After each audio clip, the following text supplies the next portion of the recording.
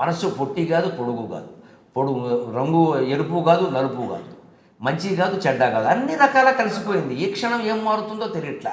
ఆ మనస్సు మీద మనం ఆధారపడ్డాం. అంటే సంసారాలు బాగుండాలంటే ముఖ్యంగా విచిత్రంగా ఉండొచ్చు కానీ మాట అద్వైతం నేర్చుకోవాలి.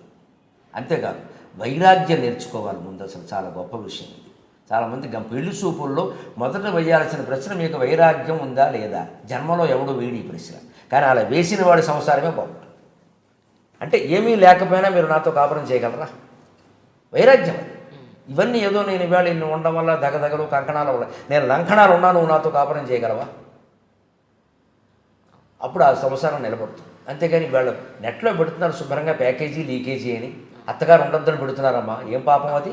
ఆవిడేం పాపం చేసింది? ఈ కొడుకును కండం ఈవిడికి ఇవ్వడానిక అత్తగారు ఉన్నది? అప్పుడు అర్పించడానిక?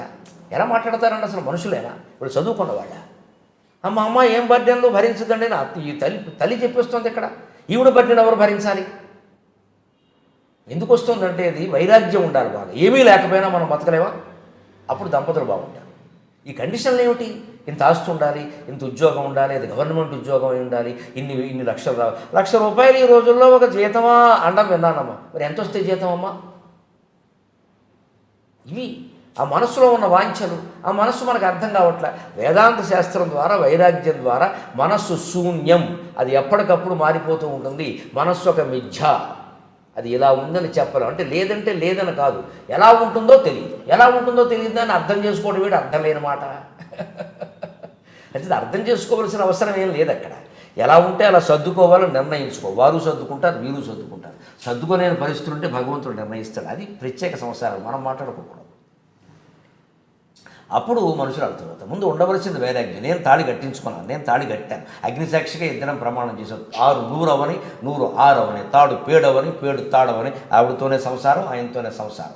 పైగా పిల్లలు ఉన్నాక ఎలా ఆలోచిస్తారండి? అర్థం లేదు. వాళ్ళు ఏమైపోతారమ్మా? మీరు ఇంకో భర్తని మగాడు దొరకచ్చు ఈవిడికి, ఇంకో భార్య ఆవిడికి దొరకచ్చు. పిల్లలకి మరో తల్లి మరో తండ్రి దొరుకుతారండి. వాళ్ళు ఎలా సర్దుకుంటారండి? వాళ్ళు కూడా ఇదే నేర్చుకోవాలి. మన పిల్లల కోసమైనా మనం సర్దుకోద్దా? అది పరిష్కారం ఏమిటంటే అక్కడేదో ఉంటుంది అనుకోవడం పొరపాటు. ఖచ్చితంగా పొయ్యి మించి పెనం మించి పొయ్యిలో పడిపోవడమే. అటువంటిప్పుడు ఆ పెనమే నయం కదా. ఎందుకంటే పెనం మీద అట్టు తిరగేస్తారు. ఒకవైపు అయ్యాక తిరగేస్తారు. తిరగేసినప్పుడు ఎక్కువ కాల్చరు, తీసేస్తారు. కొంత సుఖం ఉంటుంది. పొయ్యిలో పడ్డామనుకో మొత్తం పడిపోతాం. రెండో సంసారం అంటే అంతే. ఇక అది భగవంతుడు విధించిన పరిస్థితి లేకుండా ఉంటే వేరే విషయం, అది మన చేతిలో ఉండదు, అది జరుగుతుంది అంతే. అయినా అటువంటి పరిస్థితి నిజంగా ఏర్పడినా సరే నా సోదరీమణులుగా నేను సలహా ఇవ్వగలను ఎవరికైనా. భగవంతుడు నమ్ముకోండి. మీ తప్పు లేనప్పుడు మీరు కాపాడబడతారు, నో డౌట్ ఎట్ ఆల్. మీ తప్పు లేకపోతే మీరు యూఆర్ సేఫ్డ్, యూఆర్ ప్రొటెక్టెడ్. భగవంతుడు చూసుకుంటాడు ఆ విషయాన్ని. అమ్మాయి తప్పు లేదు, అమ్మాయికి అన్యాయం జరగదు. అలాగే అబ్బాయి తప్పు లేదు, ఆవిడ ఏదో పొగరపోతు పని చేసింది, ఆయనకు అన్యాయం జరగదు. ఖచ్చితంగా వాడు మళ్ళీ నిలబడాలి, అని నిలబెట్టేస్తాడు. తిరుగులేదు. భగవంతుడు అన్యాయం చేయడం మనం చేసుకుంటాం. కానీ మనిషిని నమ్మి చెడిపోయిన వాళ్ళు ఉన్నారు, భగవంతుడు నమ్మి చెడిపోయిన వాళ్ళు లేదు. అయితే లోతుతైన తత్వం అయితే గాంభీర్యం అని చెప్తాను. నిజానికి నాకు తెలిసి నాకు లేనిది ఆ గాంభీర్యం. నాకు ఆ గాంభీర్యం అలవాట్లేదు. కానీ ఈ మధ్య ఒక 7-8 ఏళ్ళుగా నేను అలవాటు చేసుకుంటున్నాను కదండి. సో నేను గుర్తించిన మార్పు అంటే అది కోపంగా భావించాలి. లేదు, కోపం కాదు, గాంభీర్యం. ఖచ్చితంగా నేను అలవాటు చేసుకుంటున్నాను. ఎందుకంటే ఆధ్యాత్మికంగా మనం ఎదుగుతున్నప్పుడు గంభీరంగా ఉండాలి. ఎదగాలి అన్నా ఉండాలి, ఎదుగుతున్నా ఉండాలి. ఇంకా చిల్లర మాటలు, చిల్లర చరోక్తులు, ఇంకా ఏదో పనిగట్టుకుని నవ్వించాలనుకోవడం, ఇలా లేకపోతే ఏమనుకుంటారో అనుకోవడం, లేకపోతే ఇంటికి ఎవరో రాగానే వారేదో అనుకునే విధంగా మనం ప్రవర్తించడం, ఇవన్నీ ఉండవు. గాంభీర్యం అంటే ఆ గాంభీర్యం అవసరం. ఎందుకంటే పరికాపదం అని అర్థం.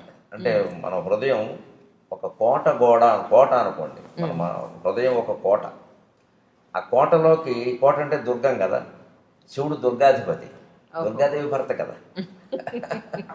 అందుకని దుర్గాధిపతి అయిన శివుడు దుర్గంలోకి రావాలి అంటే కోట చుట్టూ పరిక అగర్త ఉన్నట్టుగా మన చుట్టూ గాంభీర్యం ఉండాలి. అంటే ఈయనతో అంత చనువుగా మాట్లాడలేము, ప్రతిదీ మాట్లాడడానికి వీలు లేదు అని అనుకోవడమే మంచిది. అవి మాకు చూడగానే నెత్తిమి కూర్చోవాలనిపిస్తుంది అంటే అది గొప్పతన విషయం కాదు, లోకమైపోతాం మనం. అది ఎవరైనా ఒక చలోక్తులు విసిరే వాళ్ళకి, చలోక్తులే పనిగా బతికే వాళ్ళకి, హాస్యం మీదే హాస్యం మీద వేదిక మీద కార్యక్రమాలు చెప్పేవాళ్ళకి అవసరమేమో నాకు తెలియదు, కానీ ఒక ఆధ్యాత్మికవేత్తకి గాంభీర్యం చాలా అవసరం. ఇక్కడ గాంభీర్యం ఏమవుతుంటే లోతు కదా సముద్రం. సముద్రంలో మీకు పగడాలు ఉన్నాయి, రత్నాలు ఉన్నాయి, మట్టి మశానం కూడా ఉంది, లోపల తిమింగలాలు ఉన్నాయి. ఏది బయటపడదు, ఏముందో తెలియదు. నిజానికి నాలో నేను గుర్తించిన లోపం ఏంటంటే ఆ గాంభీర్యం లేకపోవడం. ఒక 7-8 ఏళ్ల క్రితం వరకు నాకు గాంభీర్యం తెలియదు. బోళాగా మాట్లాడేయడం, అన్నీ చెప్పాడు, మన ఇంట్లో విషయాలు కూడా చెప్పేస్తాం. ఈ మధ్య గమనిస్తే ఆవిడే ఉంటుంది ఆ విషయం. ఒక 5-6 ఏళ్ళుగా బాగా తగ్గింది ఆ విషయం. ఎందుకు అంటే అదేదో మనం మామూలుగా చెప్పేస్తున్నాం, కానీ ఒక్కోసారి బయటికి అది వ్యతిరేకంగా వెళ్ళిపోతుంది. దాని ప్రభావాలు వేరుగా ఉంటాయి.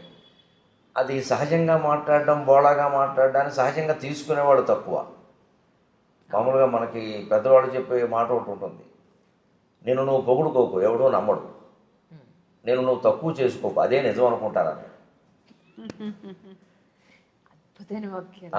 ఈ సూక్తి ఈ మధ్య నేను 4-5 ఏళ్ల క్రితం చూశాను ఎక్కడో. అమ్మ బాబోయ్, పొరపాటు చేస్తున్నామని గ్రహించాను నేను. ఏమైనా మనకున్న విషయమే. నేను సహస్రావధానంలో 750 పద్యాలు అప్పగించాను, అది వాస్తవం మాది, లేకపోతే ఎందుకు ఇస్తారు నాకు ఆ బిరుదం? కానీ అలా ఆయన చెప్పుకోవాలంటే ఇంకెవరైనా చెప్పొచ్చు కదా, అని ఎవరిని పెట్టి చెప్పిస్తామా? అంటే నిజం మన గురించి మనం వాస్తవం చెప్పినా సరే పొగుడుకోవడం కింద భావిస్తాం. అలాగే బోళాతనంగా నాకేమిటో అలా గలగలా మాడడం, అలా మాట్లాడడం అలవాటు అంటే అంత బాగుడని ఆయన ఒప్పుకున్నారుగా అంటే. అందుకే ఈ ప్రవృత్తులు ఎప్పుడైతే చూస్తున్నామో, లోకాన్ని చూస్తుంటే మన వల్ల లోకం ఎదగడం అనేది ఒక పారిశ్రమ, అయితే లోకం వల్ల మనం కూడా ఎదుగుతాం. లోకాన్ని చూస్తున్న కొద్దీ కొన్ని అనుభవాలు వస్తాయి. నాకు వచ్చిన అనుభవం ఏమిటంటే మనకి గాంభీర్యం లేదు. ఈ శివానందరాజులో శ్లోకం చదివినప్పుడల్లా నన్ను అది ఎత్తి పొడుస్తున్నట్టుగా ఉండేది. నీకు ఉందా? మిగిలిన అందులో ఉన్నాయి, ధృతి, ధైర్యంగా ఉండడం, ఇంద్రియ నిగ్రహం ఉండడం, ఇవి నాకు భగవంతుడి దేవలో నాకు ఉన్నాయి. గాంభీర్యం తక్కువ నాది. ఎందుకంటే ఉన్నదన్నట్టు మాట్లాడేయడం, చెప్పేయడం, అందువల్ల గొడవలు ఏమి పెద్ద ఏమి రాలేదు, అది పెద్ద నాకు ఎప్పుడు సమస్య కాలేదు. కానీ అనవసరంగా ఎందుకు మనం చెప్పాలి అసలు విషయం? మన ఇంట్లోదే కావచ్చు, మనం ఎవరితో పొద్దున్న కాసేపు మాట్లాడాం, ఆ మాటలు మనకి ఇంకోటితో చెప్పాల్సిన పని ఏంటి అసలు? అది ఒకసారి వాళ్ళకి ఇబ్బంది కావచ్చు, మనకి ఇబ్బంది కావచ్చు. అందుకని గంభీరంగా ఉందాం. నేను ఒక 7-8 ఏళ్ళుగా ప్రయత్నం చేసి ఉంటున్నా. ఆ గాంభీర్యాన్ని మీరు చూసుకోండి. కరెక్ట్ చెప్పారండి. కోపానికి గంభీరానికి మధ్య తేడా ఉంది. అది గాంభీర్యం మనిషి అలవాటు చేసుకోవలసిన లక్షణం. ఎవరైనా, ఆడ మగ ఎవరైనా. కోపం అనేది సరే ఎప్పుడైనా ఉండకూడదు. కోపం అనేది ఎప్పుడు మనకి పద్ధతిలో ఏం చెప్తానో కోపం తెచ్చుకోవాలి. ఆయన చెప్పారు కాబట్టి అలవాటు చేసుకున్నానని నాకు అర్థమైంది. నేను అనుకుంటున్నాను ఈయన 3 పూట్ల జపం చేస్తారు, అర్ధగంట చొప్పున. అది చాలా లోతైన పుస్తకాలు చదువుతూ ఉంటారు, ఆ విశ్లేషణ చేస్తుంటారు. అది సహజంగా వచ్చింది అనుకున్నాను నేనే ఈ శ్లోకాన్ని చూసి ఇలా నేర్చుకున్నాను అని చెప్తున్నారు. ఇప్పుడు అర్థమైంది నాకు. సార్, జనరల్గా మీ డే ఎలా స్టార్ట్ అవుతుందండి? మంచి ప్రశ్న, ఎంతవరకు ఎక్కువ మంది అడిగిన ప్రశ్న. 5:30కి లేస్తాను, 5:20కి లేస్తాను. ఎందుకంటే 10:20కి పడుకుంటాను సరిగ్గా. 7 గంటల లెక్క. మధ్యాహ్నం గంట లెక్క. మధ్యాహ్నం 1:30, 2:30. అందులో సాధారణంగా తేడా ఉండదు. 10 నిమిషాలు అటు ఇటు ఉండొచ్చు, కానీ తేడా ఉండదు అసలు. ఆ గంట సేపు మధ్యాహ్నం, రాత్రి 7 గంటలు, 10:20, 5:20. సరే 6:30 వరకు కాలకృత్యాలు, స్నానపానాలు సరిపోతే ఏమీ కాఫీ టీలు కానీ ఏమీ పుచ్చుకోవడం ఉండదు. 6:30కి టీవీలో వచ్చే నా కార్యక్రమం వీలైతే నేనే చూస్తాను ఇంట్లో ఉంటే. ఎందుకంటే మనం శ్రోతగా వినడం వేరు, చెప్పడం వేరు. ఇప్పుడు ఎక్కడెక్కడ శ్రోతలు ఇబ్బంది పడతారో, సాగదీసామనుకుంటారు, లేకపోతే చెప్పలేదు అనుకుంటారో, ఇంకా చెప్పాల్సింది అనుకుంటారు, అవన్నీ మనకు తెలుస్తాయి. అందువల్ల వీలైతే చూస్తాం. లేకపోతే వేరే ఊళ్ళో ఉంటే ఇంక మళ్ళీ ఏదో యూట్యూబ్ చూడడం, లేకపోతే ఏదో స్మార్ట్ ఫోన్ పెట్టుకోవడం, ఇవన్నీ అసలు మనకు లేవు. ఇంకా ఏదో హోటల్లోనే ఎక్కడ ఉంటే టీవీలు కుదరదు. ఎవరింట్లో ఉన్నా పొద్దునే వెళ్ళి టీవీ పెట్టమని చూస్తే అక్కడి నుంచి వాళ్ళు కాఫీ పట్టుకొస్తారు, అక్కడి నుంచి పత్రిక వస్తుంది, ఇంకేమన్నీ కుదరవు.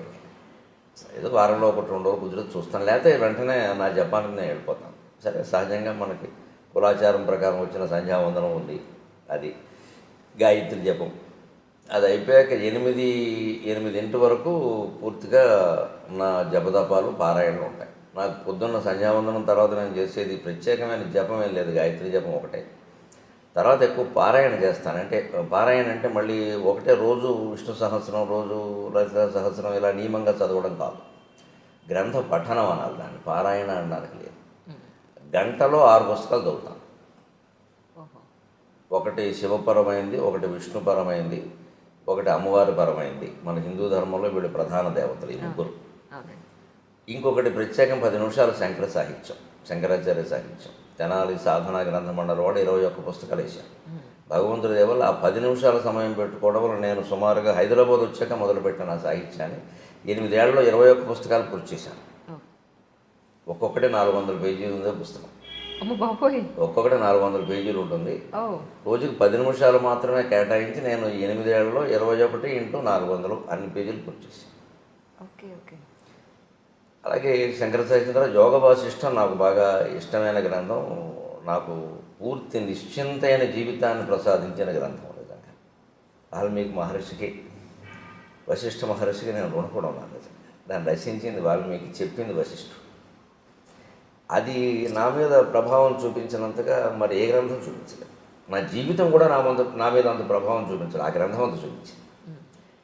దాని గురించి నేను చిన్నతనంలో విన్నది ఏమిటంటే, ఈ చదివిన వాడు పిచ్చాడు అయిపోతాడు, లేదా మహాజ్ఞాని అవుతాడు. అయితే మహాజ్ఞాని అవుతాడు, లేదా పిచ్చివాడు అయిపోతాడు. మా ఊళ్ళోనే అటువంటి పుస్తకం చదివి పిచ్చాడు అయిన వాడు మేము చూసాం. ఈయన ఎందుకు ఇలా పిచ్చాడు అయ్యాడని మా అమ్మని అడిగితే, ఫలానా గ్రంథం చదివి ఇలా అయ్యాడు అని చెప్పింది. ఏముంది అసలు ఆ గ్రంథంలో మీరు చదివాను? మొత్తం జగన్ మిథ్య అని ఉంటుంది. బ్రహ్మసత్యం జగన్ మిథ్య, శంకరాచార్య చెప్పిన సిద్ధాంతం వేదంలో ఉన్నదే. కానీ చాలా పచ్చికి నిజాలతో, మనం మొహం బద్దలైపోయే నిజాలతో చెప్తాడు. ఇది నువ్వు ఒప్పుకోకపోవచ్చు కానీ సత్యం అంటాడు అంతే.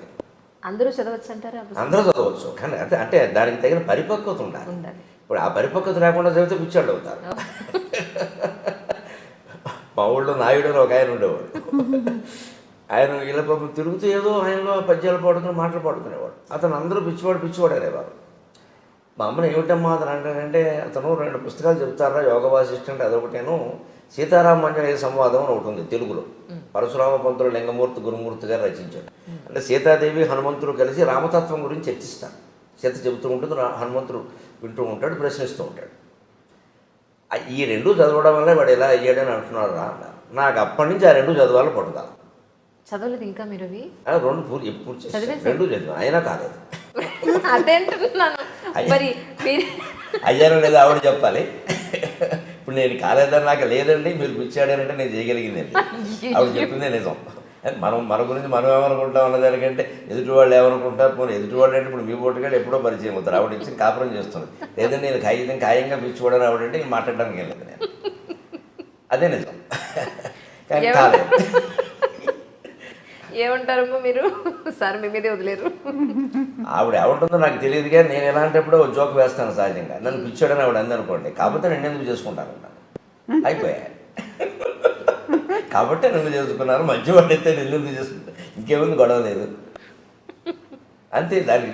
అది ఆ ప్రభావం అలా ఉంటే నాకు అప్పటి నుంచి చదవాలని పట్టుదల. ఈ సీతారామాంజనేయ సంవాదం అనేది నేను అప్పుడే చదివా, 18 ఏళ్ళ వయసులోనే చదివా, తెప్పించుకుని చదివా, ఏం కాలేదు. కానీ గొప్ప సందిగ్ధావస్థలో పడింది మనసు. ఏదో అపూర్వమైన సత్యం ఉంది, మన స్థాయికి మనకు అర్థం కావట్లేదు జగత్తు గురించి. అదే మనం ఇంకా చదవాలి. ఈ అండంలో ఏమైందంటే, మనస్సు హేతుబద్ధత లేనిది మనం అంగీకరించద్దు అనే నియమానికి వచ్చేసింది, ఆ ఆలోచనకు వచ్చేసింది. అందుకే 18 ఏళ్ల ప్రాయంలో నేను నాస్తిక్ గ్రంథాలు, కమ్యూనిస్ట్ గ్రంథాలు కూడా చదివాను. క్యాపిటల్ చదివాను, రంగనాయకం గారి పుస్తకాలు చదివాను, శ్రీశ్రీ రచనలు చదివాను, చలం పుస్తకాలు చదివాను, విస్తృతంగా చదివాను. ఇంకా చదవడం అంటే అప్పటికి ఇప్పటికీ ఒకటే అలవాటు, పట్టుకోవడం. ఇంకా అయితే అప్పటికి ఇప్పుడు తేడా ఏంటంటే, అప్పుడు ఒక పుస్తకం పట్టుకుంటే అదే చదువుతూ ఉండేవాడిని. ఇప్పుడు అలా కాకుండా నా మనస్సు నేను నిగ్రహించుకుని ఏ పుస్తకం అరగంట మించి చదవను, నా ప్రణాళిక నాకు. అక్కడ మనసు ఆపుకుని, అది ఎంత రసవత్తరంగా ఉన్నా సరే అక్కడ ఆపు, లేదా ఎంత విసుగొస్తున్నా సరే అది చదవాలి అనుకుంటే చదవాల్సిందే, విసుగు వచ్చినా సరే. అది ఎంత రసవత్తరంగా ఉన్నా ఆపేయాలంటే ఆపేయాల్సిందే. మన మనసు మీద మనకు నియంత్రణ లేకపోతే ప్రపంచంలో ఏం చేయాలి? వీళ్ళ ప్రపంచంలో అనేక సంక్షోభాలకు అదే కారణం. వ్యక్తి జీవితం పాడవడానికైనా, మొత్తం ప్రపంచ యుద్ధాలకైనా మనస్సు మీద నియంత్రణ లేకపోవడమే కారణం. ఆ నియంత్రణ నాకు శివానంద లహరి చదివే కలిగింది. అందుకే నాకు శివానంద లహరి చాలా నా జీవితాన్ని మొత్తం ఇలా మార్చేసిందని చెప్పచ్చు.